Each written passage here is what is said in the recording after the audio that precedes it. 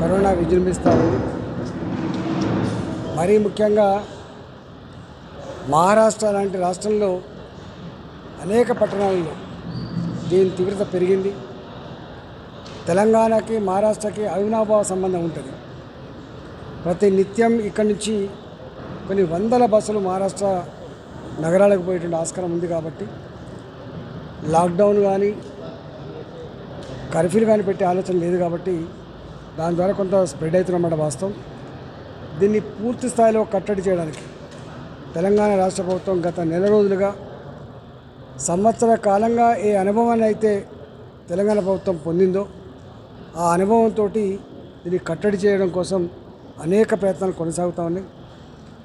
గ్రామీణ స్థాయిలో కూడా టెస్టులు చేసుకొని నిమిషాల మీద దాని రిజల్ట్ తెచ్చుకొని వెంటనే ఆయనకు సిమ్టమ్స్ కనుక ఉంటే ట్రీట్మెంట్ చేయడం కోసం హాస్పిటల్కి పంపడం, సిమ్టమ్స్ లేకపోతే ఇళ్ళనే కిట్లు ఇచ్చి ట్రీట్మెంట్ చేయడం, వాళ్ళను ఆ పిఎస్సి పరిధిలో ఉన్నటువంటి ఆ పేషెంట్ని వాళ్ళు పర్యవేక్షణ చేయడం.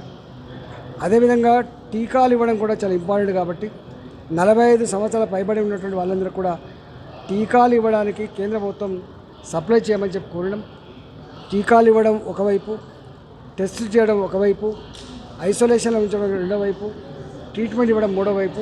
ఈ పద్ధతి అంతా కూడా మా సబ్ సెంటర్ స్థాయిలో ఉన్నటువంటి నర్సు నుంచి మొదలుపెట్టి గ్రామంలో ఉన్నటువంటి ఆశా వర్కర్ నుంచి మొదలుపెట్టి టెరిషరీ కేర్ వరకు కూడా ప్రయత్నం కొనసాగుతూ ఉంది.